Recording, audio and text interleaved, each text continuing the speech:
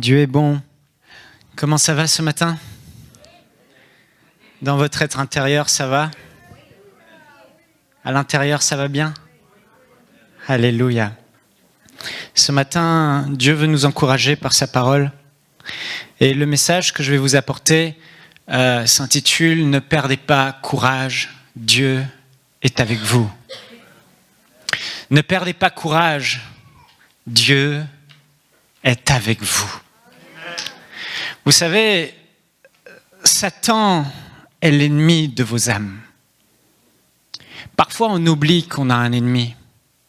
Parfois, on oublie qu'il y a quelqu'un qui va se démener 24 heures sur 24, 7 jours sur 7, tous les jours de votre vie, pour envoyer des mauvais esprits, pour envoyer des épreuves dans votre vie, avec un seul objectif.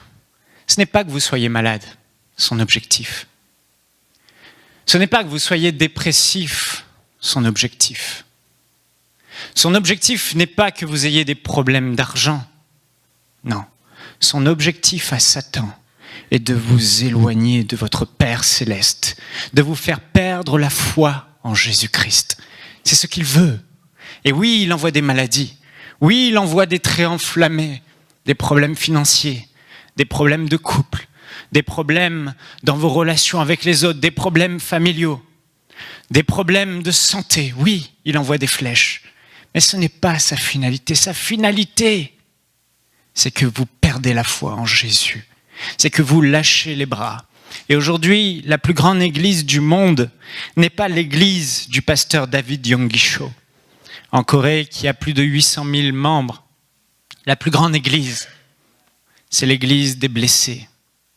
L'église de ceux qui ont arrêté d'aller à l'église. L'église de ceux qui ont une foi affaiblis, qui sont découragés. L'église de tous ceux qui ont cru un jour et qui aujourd'hui doutent au fond d'eux et qui sont accablés, désespérés. Et leur situation est pire que la première.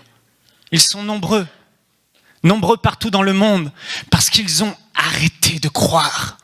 Ils ont arrêté de se battre. Ils ont arrêté de mener le bon combat de la foi.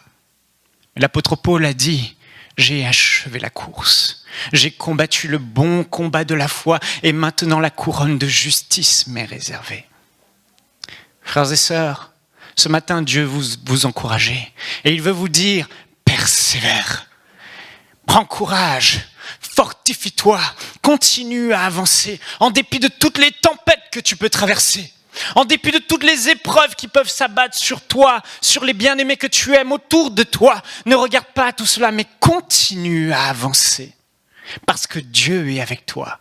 Ne perds pas courage, mon frère, ma sœur. Dieu veut te fortifier ce matin. Dieu veut que l'être à l'intérieur de toi, celui qui est en toi, pas celui qui est à l'extérieur et qui se dégrade, mais celui qui est à l'intérieur, soit fort, soit plein de foi, plein de zèle, plein d'énergie.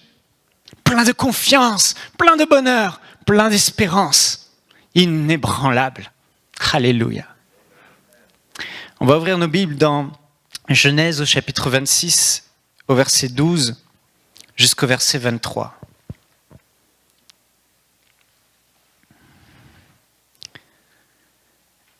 La Bible est remplie d'exemples de personnes ordinaires,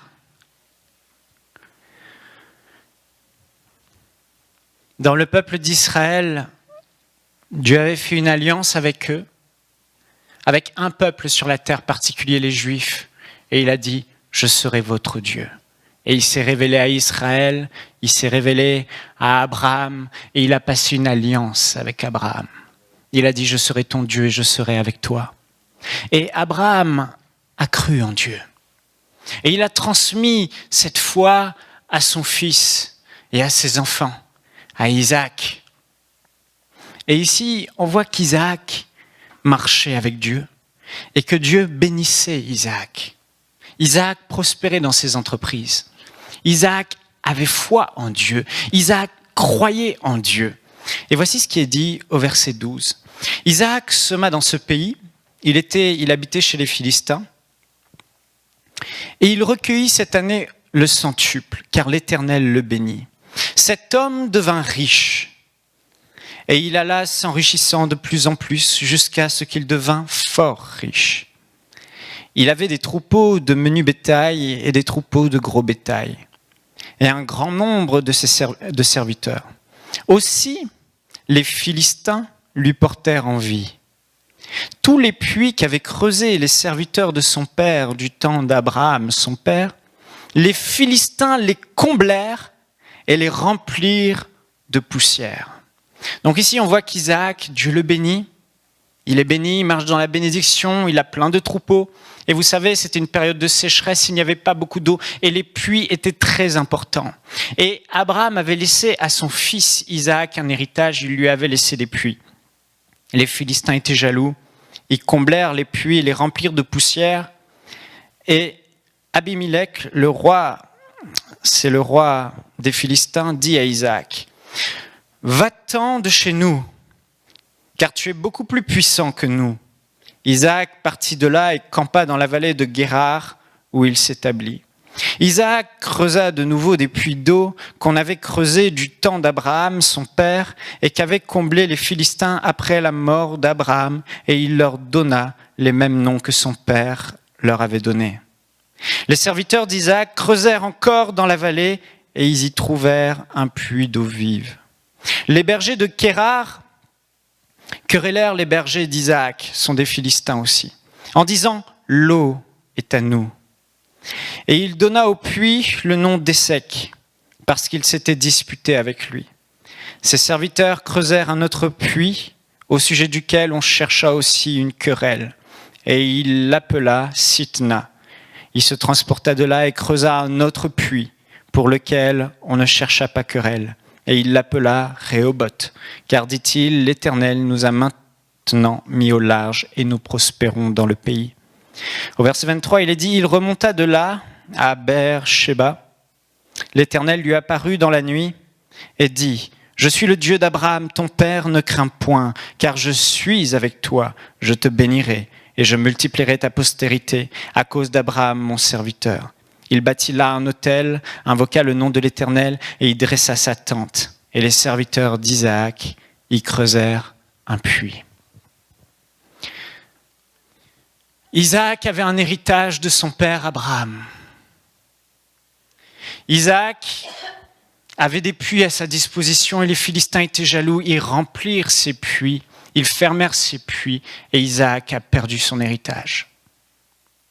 Isaac s'est retrouvé sans puits. Et vous savez, à l'époque, faire un puits, c'était quelque chose de très difficile. Déjà, on ne savait pas où il y avait de l'eau.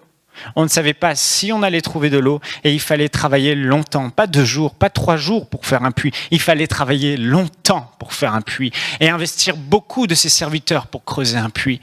C'était une tâche lourde. Une tâche qui se comptait sur plusieurs mois. Une tâche qui était difficile.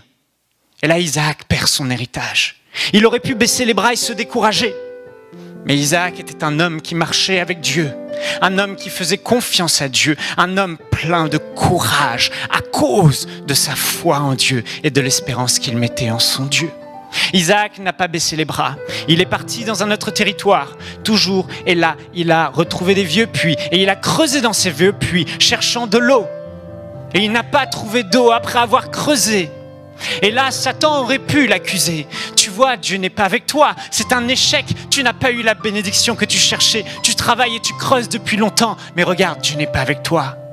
Et j'ai envie de vous dire ce matin, ne vous découragez pas. Soyez comme Isaac. Prenez courage. Satan est un menteur. Dieu vous dit, Satan est un menteur. Isaac n'était pas un homme qui se laissait décourager. Isaac s'est fortifié, il a repris courage et il est allé à un autre endroit. Et là il creuse encore pendant longtemps pour finalement trouver de l'eau dans un puits. Et là de nouveau, des Philistins arrivent et disent « Ce puits est à nous, cette eau est à nous ». Isaac aurait pu baisser les bras, il aurait pu abandonner. Il aurait pu être désespéré et pleurer et crier et se lamenter et se tourner contre Dieu et dire « Dieu n'est pas avec moi ». La Bible ne dit pas que Dieu lui a parlé à ce moment-là. Mais Isaac était un homme qui était un homme plein de courage et de hardiesse. Isaac a pris courage. Il a laissé ce puits aux Philistins et il est allé à un autre endroit. Et il a creusé encore. Il a creusé et il a retrouvé encore de l'eau. Et là, Satan a encore parlé aux Philistins. Et il est venu dans la vie d'Isaac, auprès du puits. Et il lui a encore fait querelle. Et ils ont encore dit, ce puits est à nous. Et Isaac encore a perdu son puits. Mais il s'est relevé. Il s'est fortifié. Il est reparti à un autre endroit. Et il a continué à creuser. Et là, il a trouvé de l'eau. Si tu es là aujourd'hui, Dieu veut te dire, malgré les épreuves de ta vie, malgré les tempêtes que tu traverses, malgré la maladie et les flèches de maladie que Satan t'a envoyées, malgré les difficultés financières et les dettes que tu as eues, malgré les problèmes familiaux, les problèmes de couple, malgré ces gens qui t'ont abandonné, malgré ta famille qui t'accuse, malgré toutes ces choses que tu traverses, oh, Dieu te dit, prends courage, prends ta pelle et continue de creuser. Et si tu es là aujourd'hui, c'est parce que tu continues de creuser. Tu continues de creuser et tu t'attaches à Dieu. Et Dieu te dit, tu vas finir par trouver de l'eau. Alléluia.